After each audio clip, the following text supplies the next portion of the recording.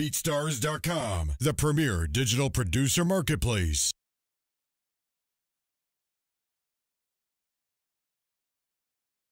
I'm going to direct it mostly about music production because that's our community. We have over 100,000 music producers and recording artists, and they want to know your mindset. When you're sitting down, writing a song, recording music, what are you essentially looking for in a beat that is structured for your pleasure? Here's the thing, it's some people want that right now sound or right, this and that sound. I don't care what the sound is.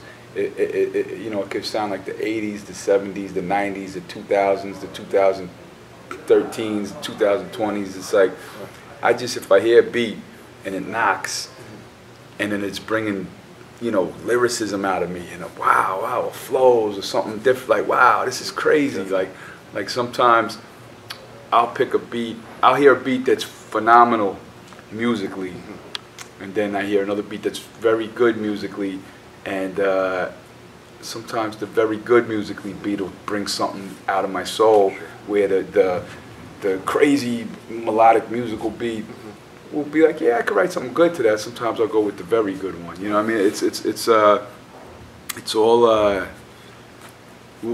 beat that could grab your hair and make you spit the best you could possibly spit. So it's and I hear beats, people go into that golden era type sound and of the 80s, and you go, wow, okay, that's some 80s shit. I could rock some 80s shit. And then you hear them go into the the mid 90s, or a lot of primo influenced beats, or influenced by that the Pete Rock sound, and you go, you know what, I could rock with something like that even. Yeah. Or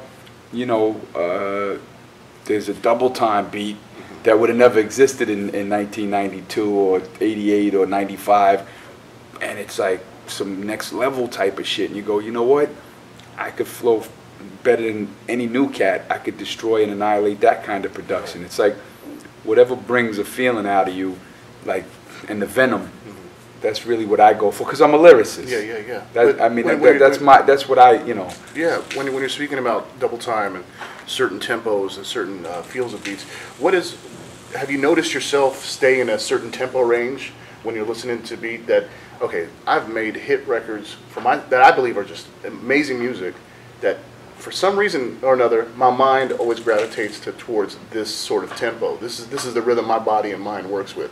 Is there a certain tempo range that you? No. If you listen to my album, there's beats that are like Albee Square Mall is 107 beats a minute, I think, or 100. Don't mark me on the exact beat. Then you got something like Media Midgets, which is a Buck Wild produced beat. I think probably feels like 80 something, like low 80s. Sure. And then you get something like Bang Boogie, which is like it's like triple. The sample is triple. The drums is double. The flow is boom. It's like, so there's all different. I like to experiment with different productions and see. Oh, I could conquer that one. I could conquer that one. So I don't see just gravitate. It doesn't happen. Like if I feel it, 108 beats per minute, 78 beats per minute, don't matter.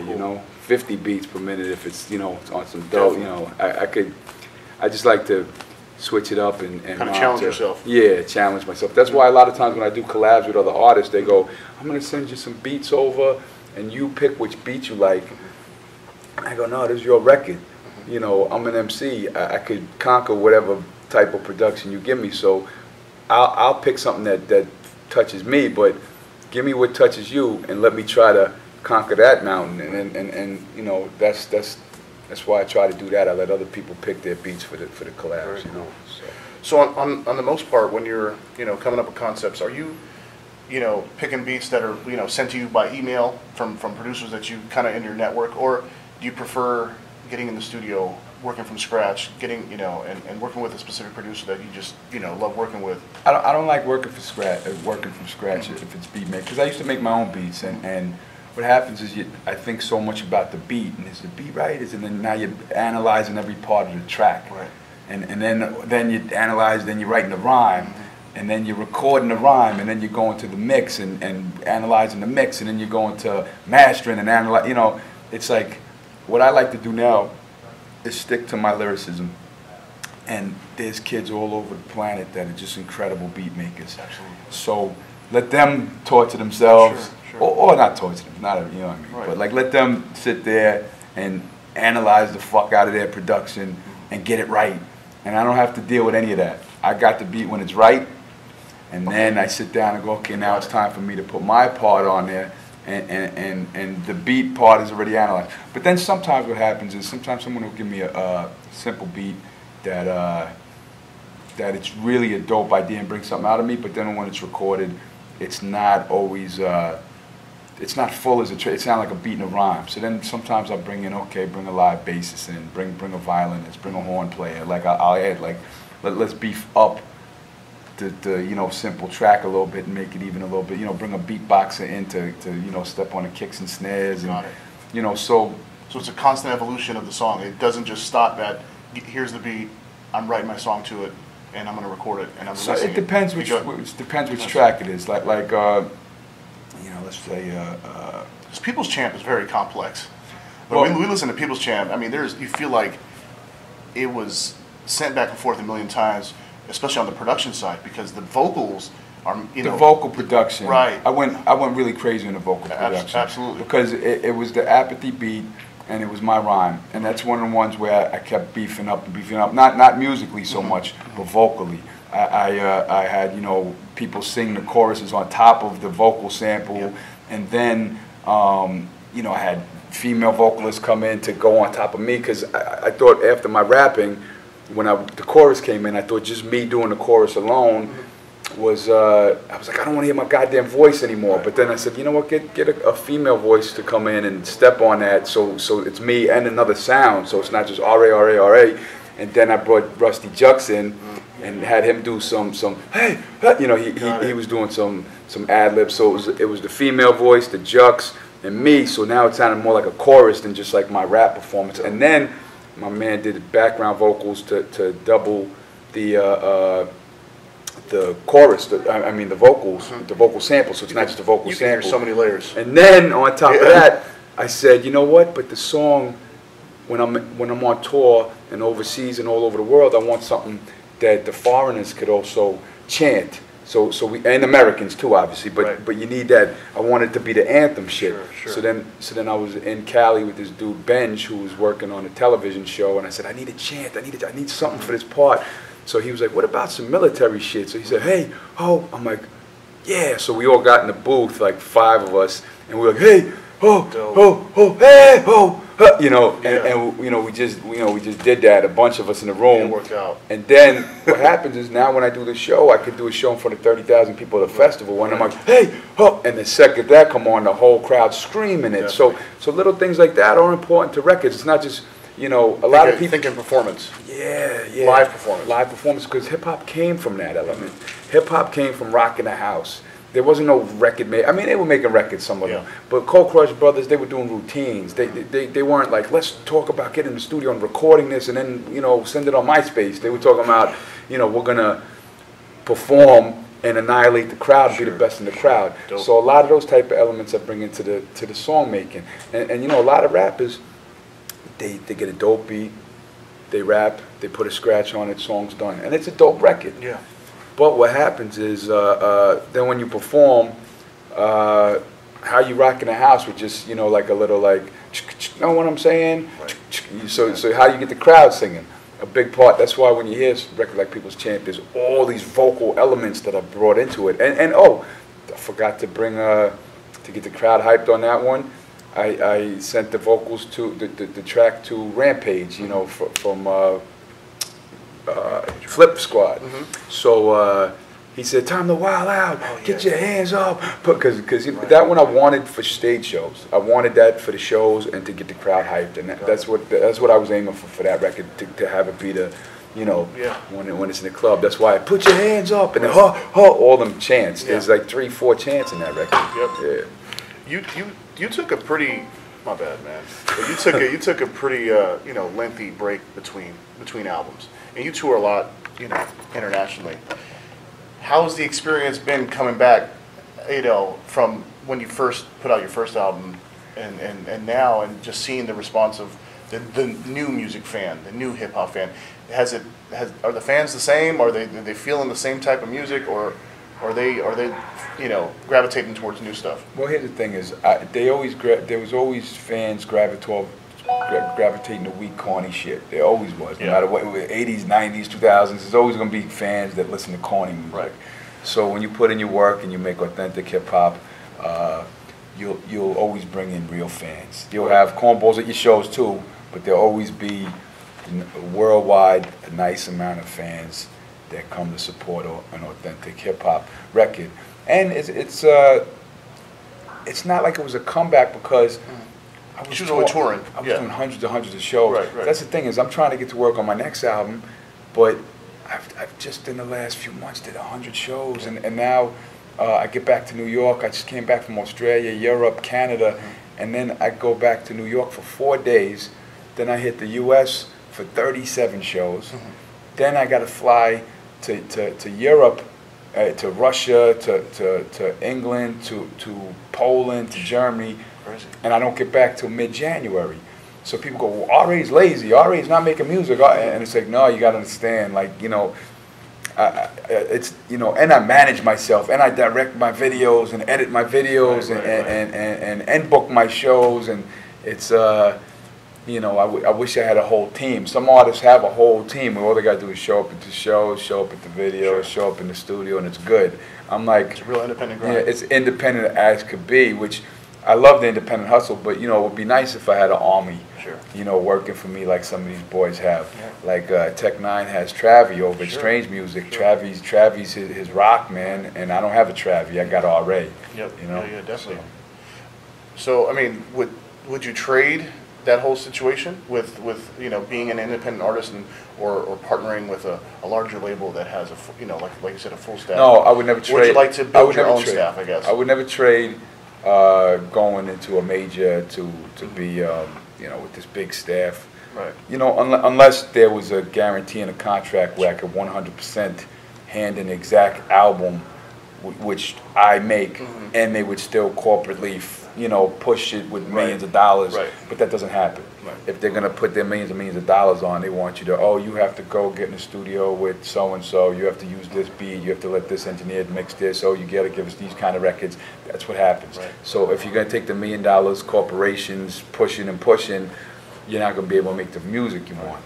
And something like Strange Music, that's still an indie hustle. He has Travie in his corner, but those dudes made tens of millions of dollars off of an independent hustle. Right. I would definitely trade my business, to because Tech is making the records he wants to make, and making tens of millions of dollars. Right. I wouldn't mind that. Yeah, definitely, man.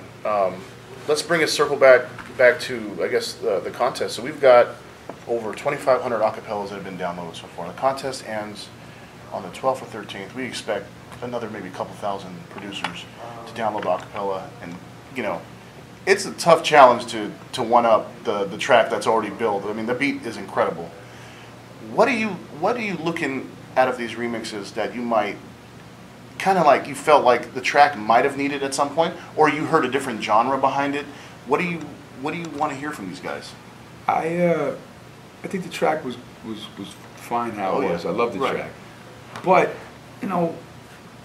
it's called a remix. Right. So there's been great songs in the past that they had the Brand Nubian Wake Up, and they had the Stimulators Dummies original, and then they had they put the Sunshine mix in, and you go, wait, but I love the original. Oh, but this is good. So there's always somebody that could come to the table and be like, wow, that one, you got it. And it was a couple that I heard already where one of the boys went crazy with he was a little too scratchy in the chorus. Yeah. But I almost feel like reaching out to him, like, let's fix that chorus, because that's the one. But get hands up. it was crazy.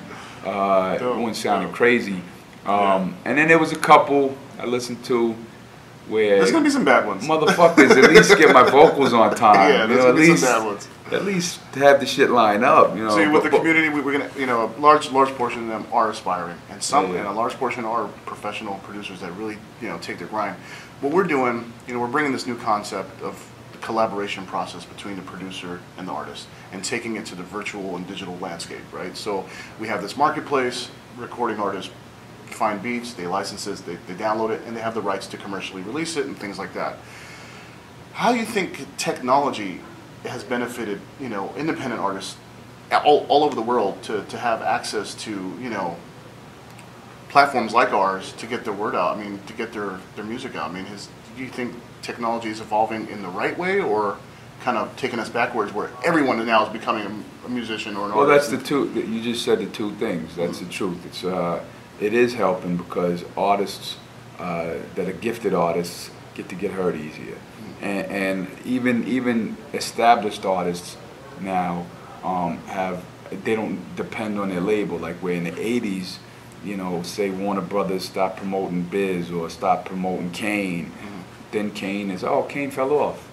Kane didn't have a place to, like, you know, right now, like Ghostface doesn't need a Def Jam anymore if he didn't want it, you know, or like, you know, because he's Ghostface Killer and people know how to get at him and people know how to book him and people know how to get access to his music. And, you know, back in the day, if you left Def Jam and there was no internet, that artist fell, you never hear nothing about him again. That artist fell off. Yeah, he's So it whacked, keeps them fell relevant. off. So what happens is now, you know, from the big time artists to the small time artists, they all could press that little button and all of a sudden the world has access to that music, which is a good thing. But then the flip side is like what you were saying.